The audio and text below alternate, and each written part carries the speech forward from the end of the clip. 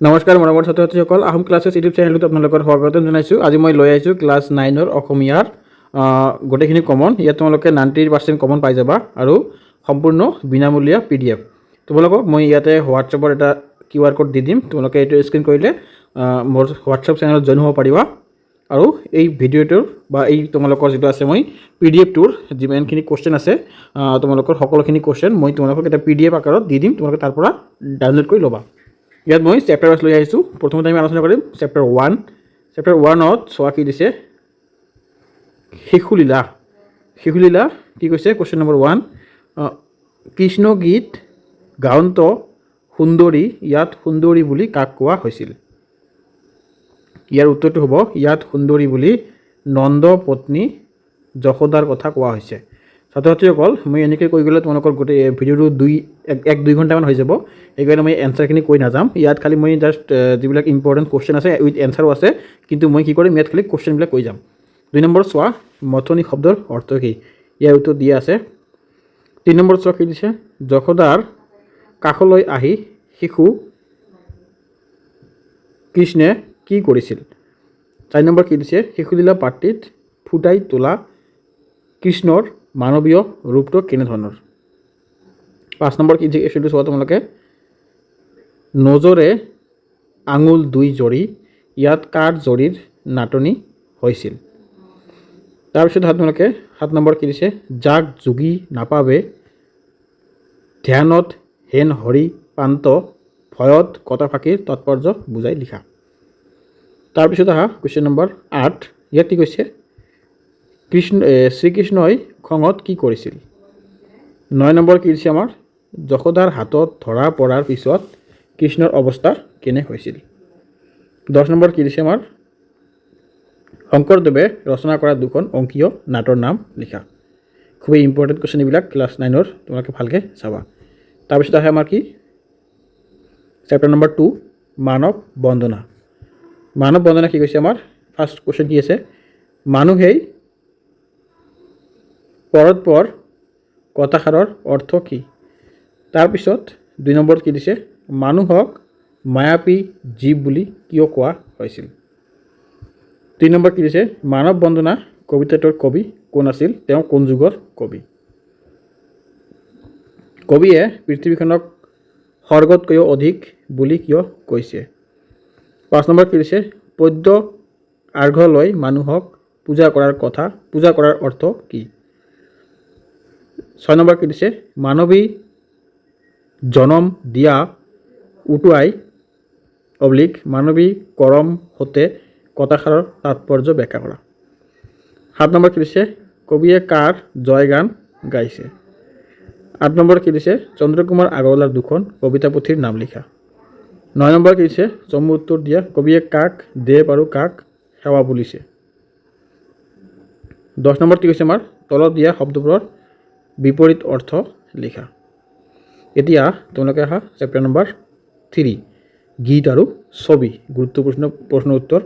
1 number কি দি আছে, কেনেকুৱা গীত আৰু ছবি কোনেও ভাল নবলে, মানে ভাল নাপায়। 2 নম্বৰ কি দি আছে, কেনেকুৱা গীত আৰু ছবিক সকলোৱে আদৰি লয়। 3 নম্বৰ কি দিছে, 3 নম্বৰটো কি আছে চোৱা তোমালোকে, আলাসৰ ঠাই পোৱা কথাষাৰৰ অৰ্থ কি? তাৰপিছত 4 নম্বৰ কি দিছে, গীত আৰু ছবি কবিতাটোৰ কবি কোন? তেওঁৰ এখন কবিতা পুথিৰ নাম লিখা। এইবিলাক খুবেই ইম্পৰ্টেণ্ট কুৱেশ্যন তোমালোকৰ কাৰণে। কবিৰ মতে কোনবোৰ বস্তু আজৰ আৰু অমৰ? তাৰপিছত তোমালোকে 6 নম্বৰত কি কৈছে চোৱা, সদায় কাণেৰে শুনা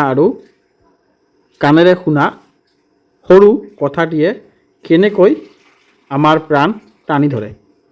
তাৰপিছত কুৱেশ্যন নম্বৰ 7 কি হৈছে, মিহি ভাৱ মিহি গতি কৌশলী বিদ্যাৰ কথাফাকিৰ তাৎপৰ্য কি?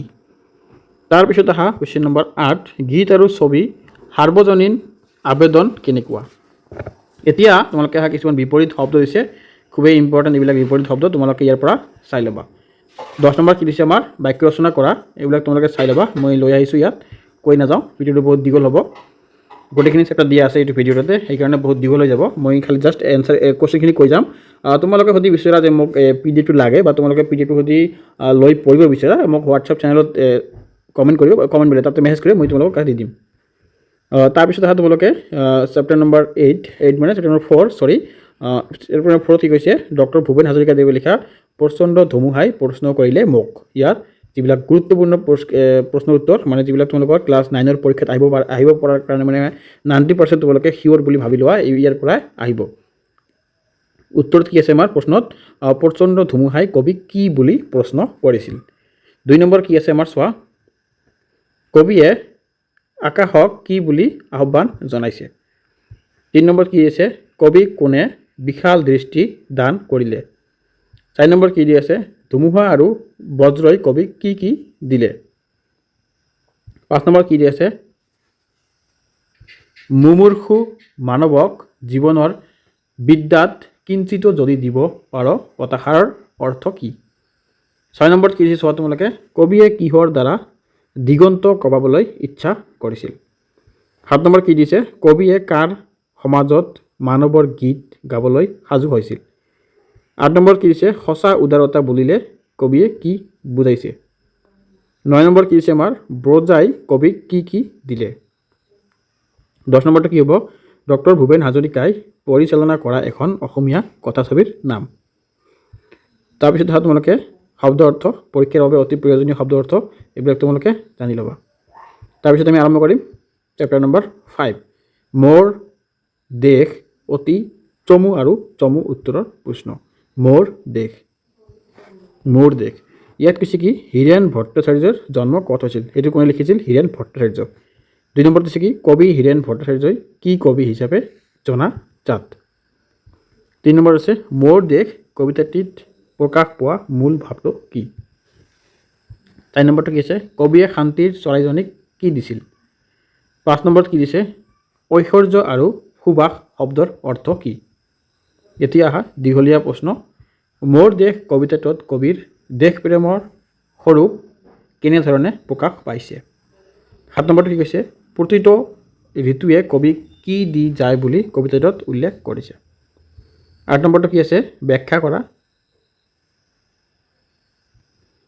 অনেকৰ মাজত ঐক্য হৈ বিৰোধৰ মাজত সংহতিৰ সম্ভাৱনা হৈ মই আছোঁ 9 নম্বৰত কি দিছে কুৱেশ্যনটো মোৰ দেশ কবিতাটোত কবিয়ে সপোনৰ কলৰল বুলি কিহক বুজাব খুজিছে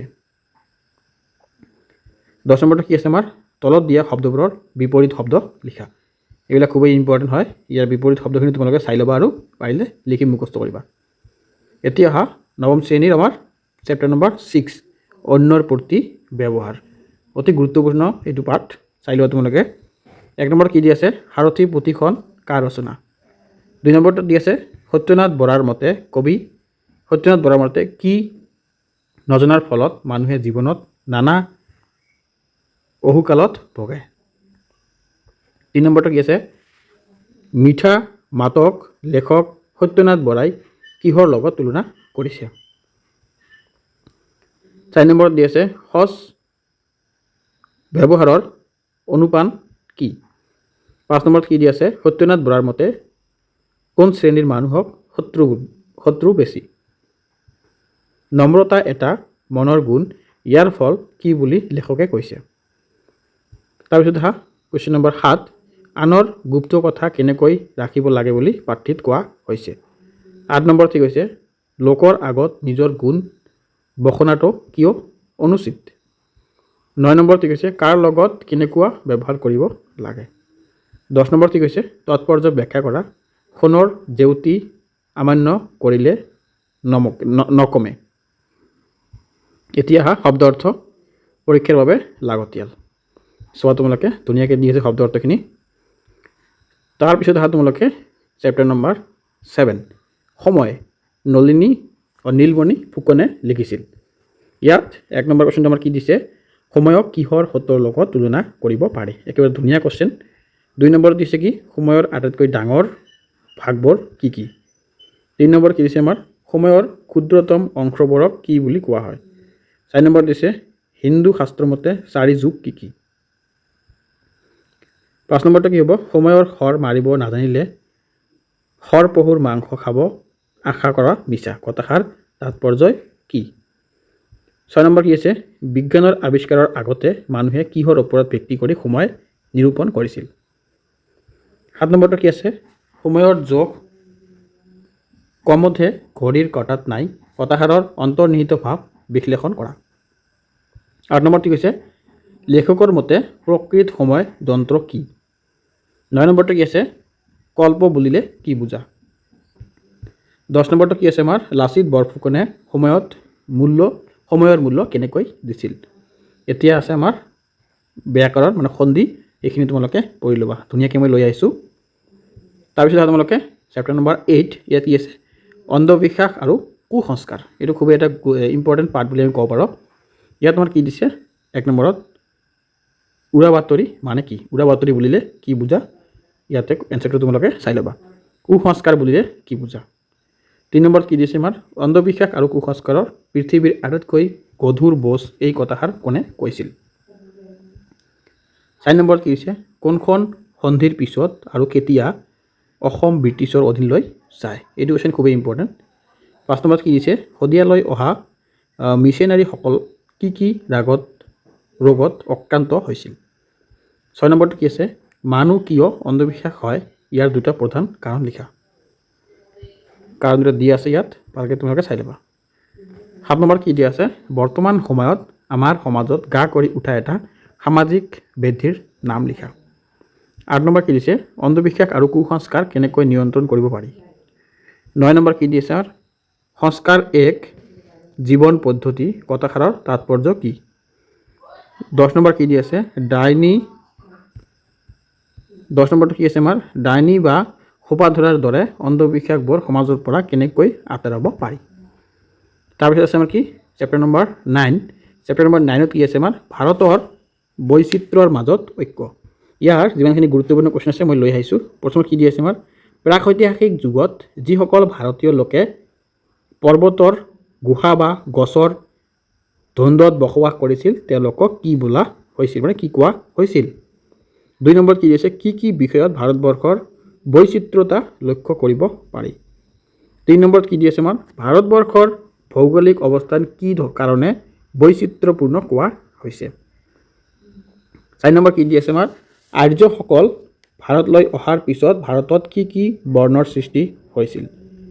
5 নম্বৰত কি দি আছে আমাৰ মংগোলীয় গোষ্ঠীৰ অন্তৰ্ভুক্ত অসমৰ কেইটামান জনজাতিৰ নাম লিখা।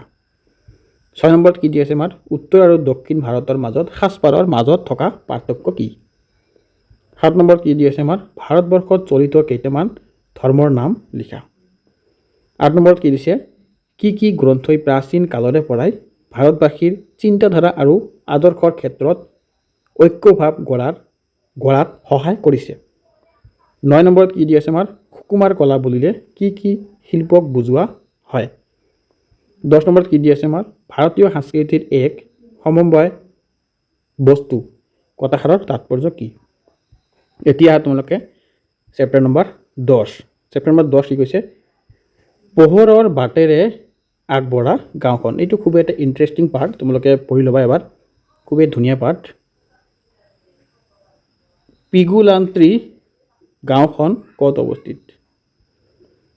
তাৰপিছত আছে আমাৰ কি 2 নম্বৰটো কি আছে কিহৰ বাবে পিগুলান্ত্ৰী গাঁওখনে গিনিছ ৱৰ্ল্ড ৰেকৰ্ড স্থান লাভ কৰিছিল। ছাত্ৰ ছাত্ৰীসকল ইয়াত তোমালোকৰ এই এটা স্পেলিং মিষ্টেক হৈ আহিছে এই তোমালোকৰ এই যিটো আছে পিগুলান্ত্ৰিক এইটো হ'ব আমাৰ পিপ্লতান্ত্ৰিক তোমালোকৰ যিমানবিলাক স্পেলিং ইয়াত আছে মই লৈ আহিছোঁ এইবিলাক টাইপ কৰাতে অলপ মিষ্টেক হৈছে তোমালোকে এইটো মাইণ্ড নকৰিবা। ইয়াত তোমালোকে যেতিয়া লিখিবা পিপ্লতান্ত্ৰিক বুলি লিখি দিবা। পিপ্লতান্ত্ৰিক গাঁওখনক এক আদৰ্শ গাঁও হিচাপে গঢ়ি তোলা ব্যক্তিজন নাম কি। কিৰণ নিধি যোজনা কি আছিল। তাৰপিছত দিছে পিপ্লতান্ত্ৰিক গাঁৱৰ মানুহে পালন কৰিব লগা বিশেষ 4টা দায়িত্ব কি আছিল। তোমালোকে এই 4টা দায়িত্ব ভালকৈ পঢ়ি ল'বা। 6 নম্বৰতে কি আছে আমাৰ কন্যা সন্তান সুৰক্ষাৰ বাবে গাঁওবাসীয়ে কেনেধৰণৰ আৰ্থিক ব্যৱস্থা গ্ৰহণ কৰে। ৰাষ্ট্ৰপতি ডক্টৰ APJ আব্দুল কালামে পিপ্লতান্ত্ৰিক গাঁৱক কি বঁটা প্ৰদান কৰিছিল। 8 নম্বৰত কি দি আছে আমাৰ পিপ্লতান্ত্ৰিক গাঁৱৰ সফলতাৰ কাহিনী কোনখন দেশৰ প্ৰাথমিক শিক্ষাৰ পাঠ্যক্ৰমত অন্তৰ্ভুক্ত কৰা হৈছিল।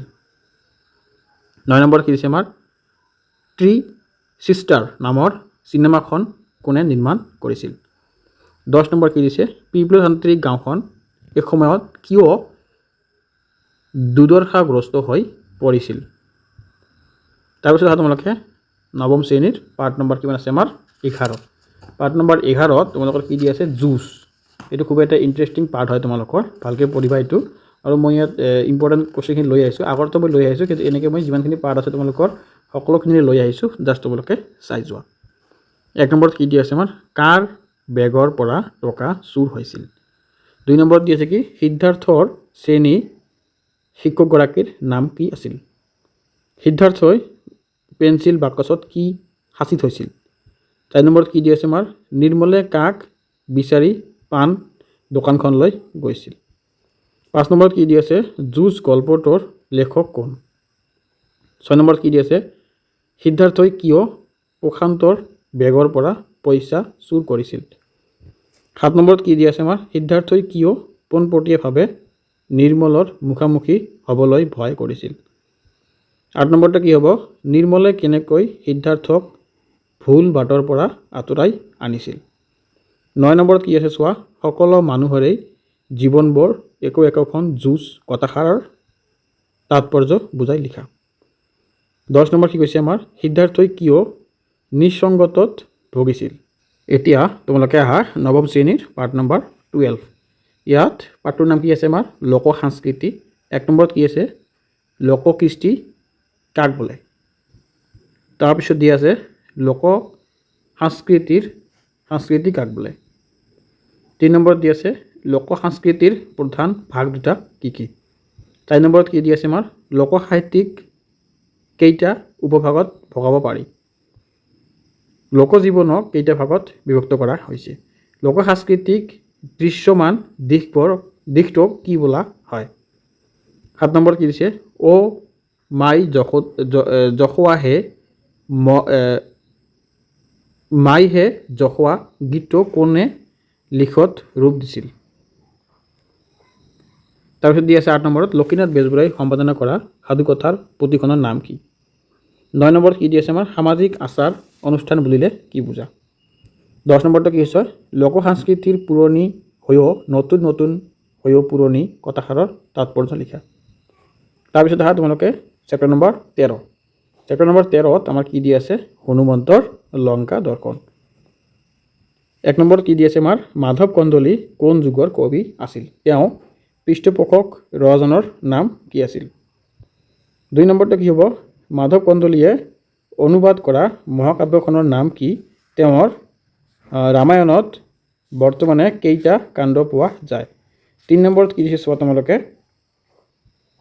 মাধৱ কন্দলীক মহাপুৰুষ শংকৰদেৱে কি বুলি অভিহিত কৰিছিল 4 নম্বৰত দিছে হনুমন্ত লংকা দৰ্শন পাঠটিৰ ৰামায়ণৰ কোনটো কাণ্ডৰ পৰা লোৱা হৈছে 5 নম্বৰত দি আছে সুবেল শৃংগত বহি হনুমন্তই কি ভাবিছিল 6 নম্বৰত কি দি আছে আমাৰ হনুমন্তই কি ৰূপ ধৰি লংকা নগৰীত প্ৰৱেশ কৰিছিল আৰু কিয় তাৰপিছত 7 নম্বৰত কি দি আছে আমাৰ লংকা নগৰীৰ ওচৰৰ বননিত হনুমন্তই কি গছ দেখা পাইছিল 8 নম্বৰত কি দি আছে আমাৰ সোণালী লংকা নগৰীখন দেখি হনুমন্তৰ মনলৈ কেনেধৰণৰ চিন্তা আহিছিল 9 নম্বৰত দি আছে সন্ধিয়া সময়ত হনুমন্তই লংকা নগৰীখন কেনে দেখা পাইছিল 10 নম্বৰত কি দি আছে আমাৰ মাধৱ কন্দলীৰ বাহিৰে আন দুজন শংকৰ পূৰ্ব যুগৰ কবিৰ নাম লিখা